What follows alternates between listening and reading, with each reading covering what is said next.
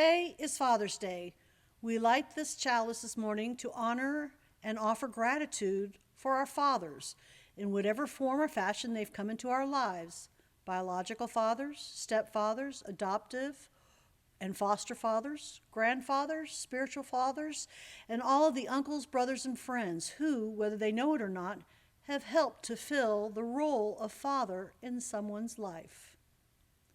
Good morning, and welcome to Buckman Bridge Unitarian Universalist Church. My name is Kris, and I will be your worship leader for today's virtual service. While we are here, may we be open to a renewal of spirit and let go of the worries and anxieties of the past week and regain our strength through this community of faith. The opening words today are by Tim Haley. Amid all the noise in our lives, we take this moment to sit in silence, to give thanks for another day, to give thanks for all those in our lives who have brought us warmth and love, and to give thanks for the gift of life. We know we are on a pilgrimage here, but a brief moment in time. Let us open ourselves here now to the process of becoming more whole, of living more fully, of giving and forgiving more freely, of understanding more completely the meaning of our lives here on earth. Welcome again, everyone. So glad you could join us. BBUUC exists to offer a warm, open community for celebration and worship, discussion, education, and support. BBUUC's mission is to create and nourish a loving community that seeks justice and respect for all. If you would like to know more about Unitarian Universalism, I invite you to check out the UUA website or our website at bbuuc.org. Now we'll check in with our Director of Religious Education, Kris with the Time for All Ages and our weekly question, What's in the Wonder Box? Good morning and welcome to the Wonder Box. I'm so happy to be here with you today. First, just let me say Happy Father's Day to all the people out there who father every day. And happy summer solstice. This weekend is when we celebrate the longest day of the year. How cool is that? It makes me wonder what could be in the Wonder Box. Do you think there could be a dad in the Wonder Box? I don't know. That could be a pretty tight fit. It depends. Could be a summer sun. But on second thought, that might get a little too hot and burn our box. Do you have a guess? What do you think is in the Wonder Box? Let's find out. Whoa. Do you know what this is? This is a beautiful, beautiful flute. Oh, it reminds me of a story my best friend Liz Teal has shared with us called The First Flute.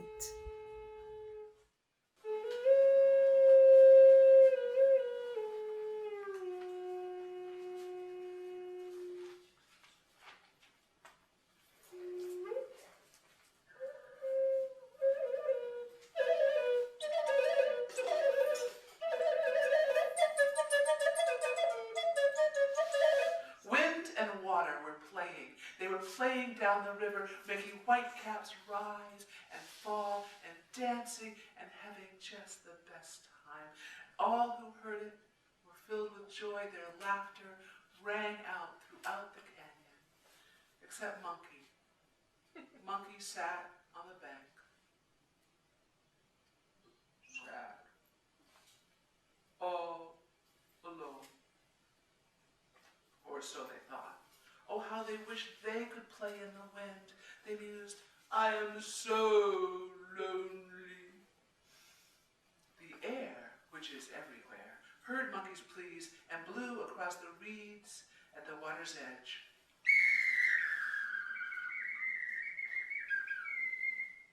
Monkey looked around for the strange new sound. It blew across the reeds again. Oh, great, Monkey thought. Now even the grass can play with wind. Feeling even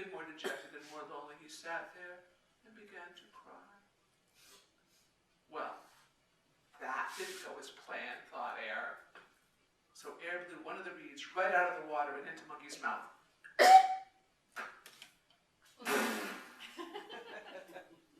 Who spit it out immediately. It was bitter. Taste.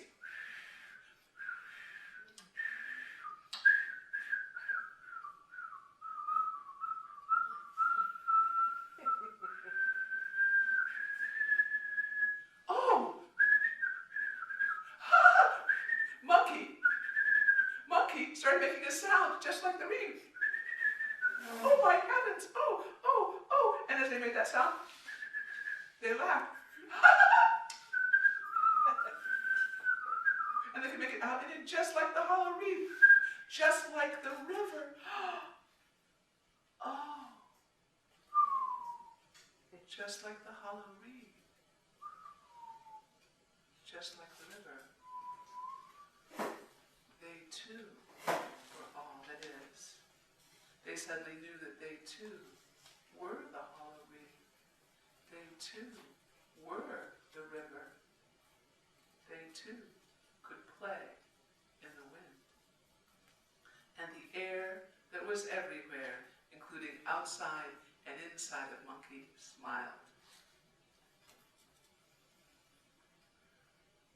I bet you thought the first flute was a hollow reed.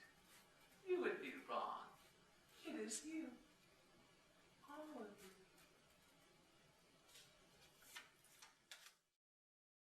We've arrived at this special time in our service set aside for the sharing of personal joys and concerns.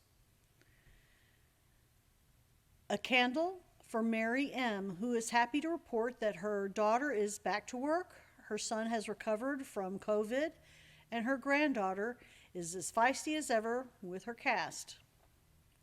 A candle of joy in celebration of a wedding anniversary for Sandy G. and Nina H.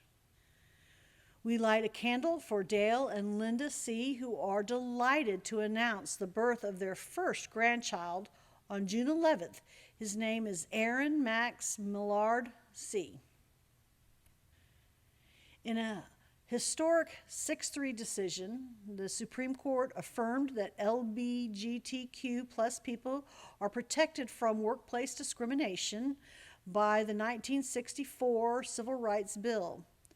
A candle of joy, since the UUA was part of an amicus curiae brief filed with the court in support of the LGBTQ plus workers who were unjustly dismissed from their jobs due to sexual orientation or gender identity.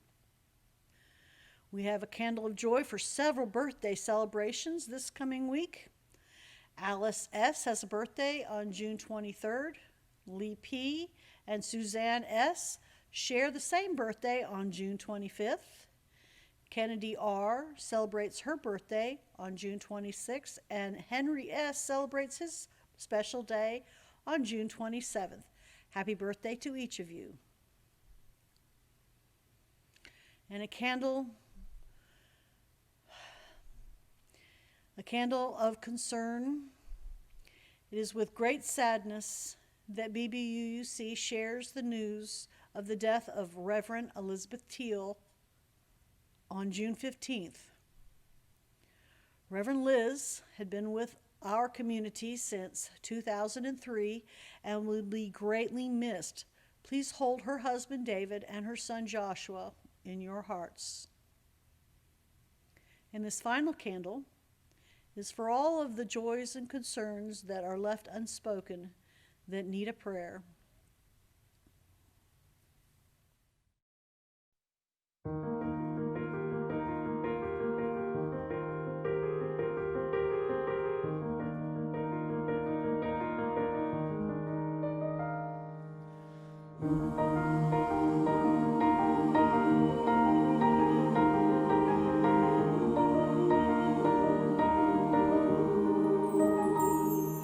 My life goes on.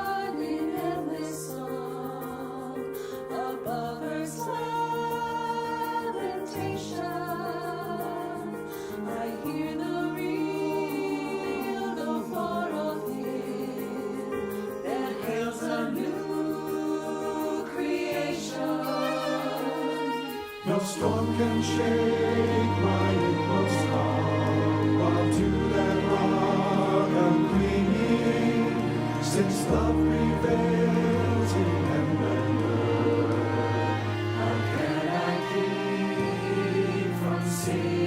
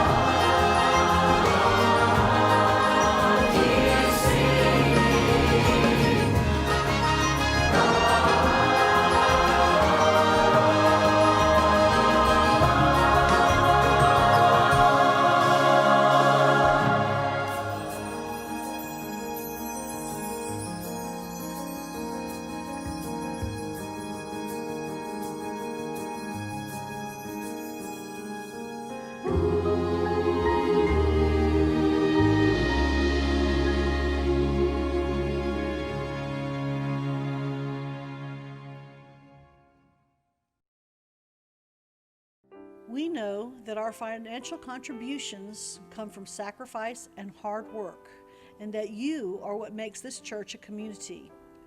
During this challenging time, we remember that BBUC is more than merely a building where we meet. It is each of us who make up the congregation. While we are unable to gather in person, we are exploring new ways to connect. to love, to serve, and to be with one another. During this time of uncertainty, we remain focused on our mission. We remain focused on maintaining our ministry, building and grounds, staff, and our shared values. Although we cannot pass the plate in person, however, we will gratefully accept your virtual offering. During the month of June, our weekly offering will be contributed to BLUU, Black Lives of Unitarian Universalists. BLUU is an independent organization physically sponsored by the UUA, led by an executive director, a community minister, and a volunteer organizing collective which provides ministry for and by Black Unitarian Universalists, while also working to expand the role and visibility of Black UUs within our faith. To make an offering, simply go to the link to our PayPal giving fund on your YouTube channel and give any amount, whatever you're able to share. Your contributions are most appreciated. I'd like to introduce our speaker this morning. She's a fellow member and a good friend, Jennifer Bacmeister. This is my sewing room, also known as my happy place, or the hoard, or to my husband and sons, the room where you must never touch the scissors, no matter how many pairs there are. It is a mess. I would like to say it's because of the speed and earnestness of my recent mask-making endeavors, but had you been here 6 months ago, you would not have noticed much difference. If you know me, you know this is not typical me.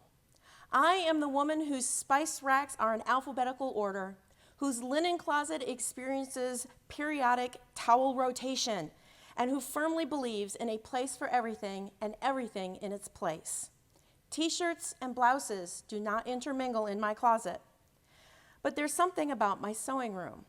I will not lie, I do not know where everything is. Fabric is in piles, not by type or length, just piles, although neatly folded piles. That's more to prevent getting caught under a collapse than any kind of organization. Dress patterns are mixed in with worn jeans that might be a quilt someday. There are shelves under the cutting table that until I move something else out of the way, I'm not sure what I will find on them. I own 5 sewing machines, only 2 of which are currently in use, but they are in there. You might find the room chaotic.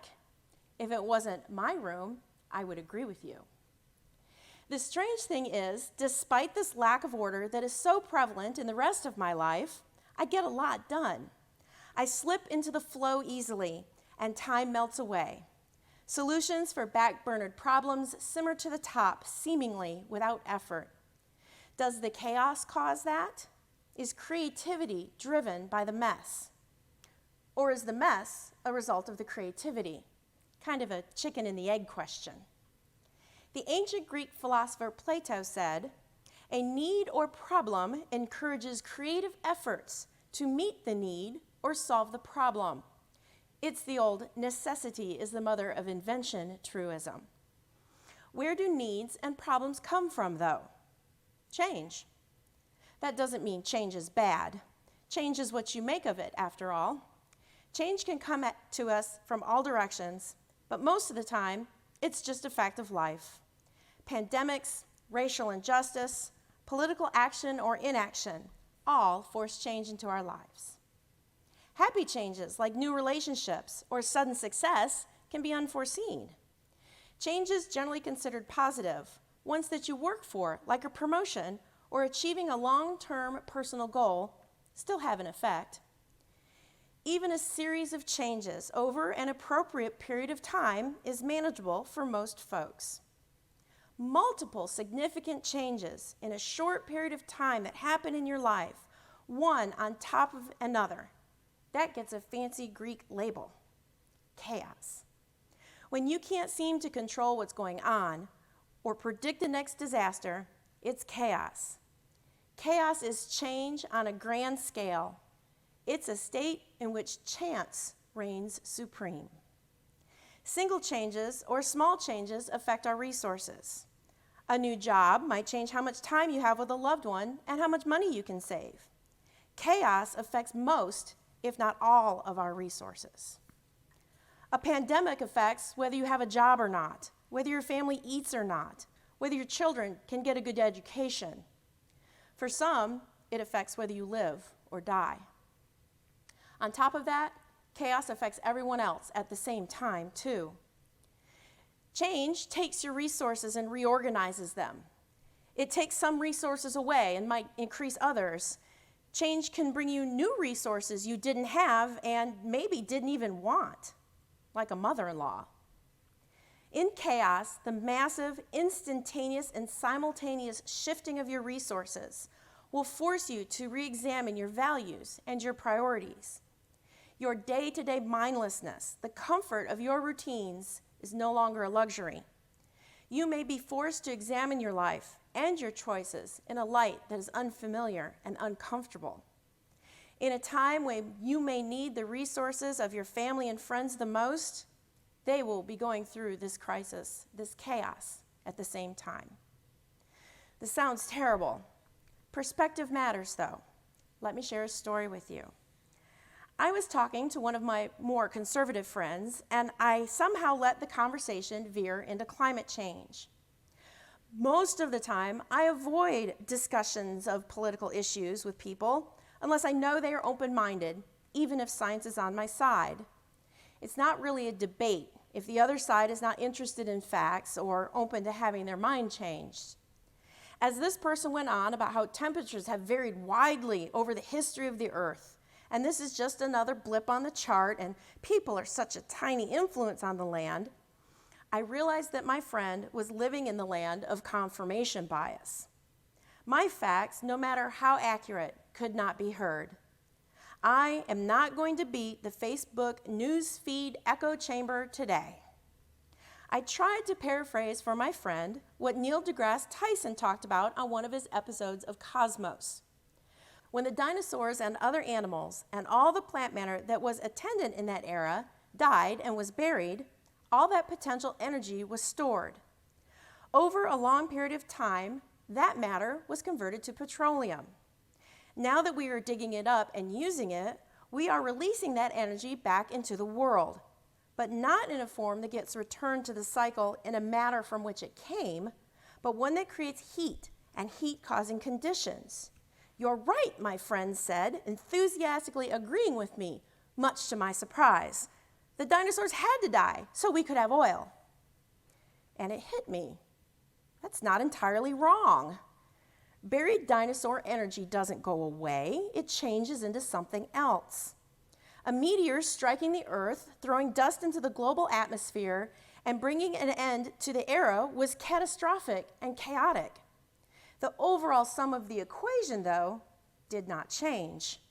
The parts of the whole just changed form. The energy, in the form of prehistoric animals and plants, became a different resource in the overall system. Right now, our lives are in the midst of chaos, like many of us have never seen before. With the pandemic and its economic outfall, the rising race tensions, chaos is the order of the day. During times like this, we must re-identify our needs and reallocate our resources. We need to look at our lives from an entirely different point of view. This is both as individuals and as a society. What great opportunities we have before us to be creative. Creativity is our tool, our enduring resource, to take a chaotic situation and craft a new and hopefully better reality.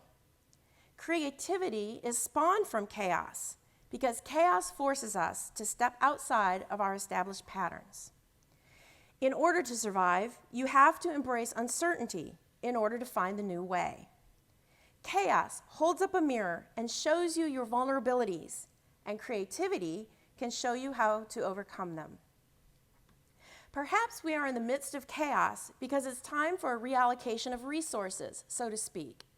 If you accept that we are all part of a great ground of being, if this life experience we are having is a tiny cog in a self-perpetuating, self-contained machine larger than any one of us, then we cannot constrict or restrain part of the system without causing an imbalance in another part.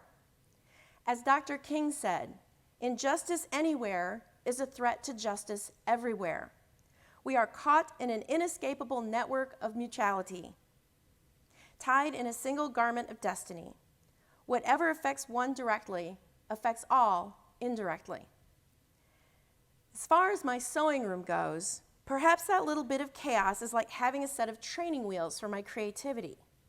As I learn how to tap into my creative force when the situation is not dire at all, maybe that makes me better at flexing that creative muscle when the chaos is more weighty.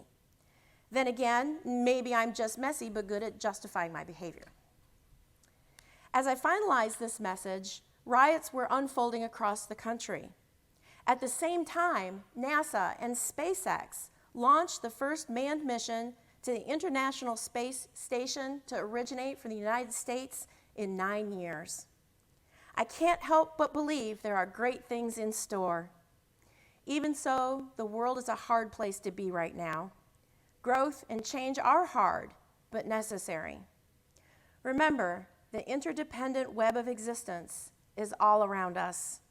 It will all be okay, because in the end, the equation always balances. The closing words today are by Lynn Cox. Creative Spirit, source of life and love, we give thanks for the beauty of this day and for the company of those viewing here today. Thank you for the breezes of change, clearing our heads and bringing fresh ideas. May they cleanse our minds of the oppressions and isms that divide us.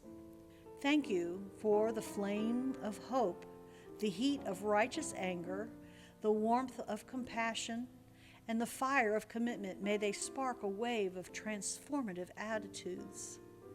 Thank you for the oceans of love, rivers of connection, tears of relief, and pools of serenity. May healing waters flow over us and through us and among us, wearing down the sharp rocks of despair to bring joy in the morning. Thank you for the good earth beneath us, around us, and within us. May we take this clay and co-create a new realm of justice and beauty. Thank you for all of these and more. We accept our gifts and commit to building, sculpting, painting, singing, and dancing them to life, to abundant life. May it be so. Until we are together again, blessed be.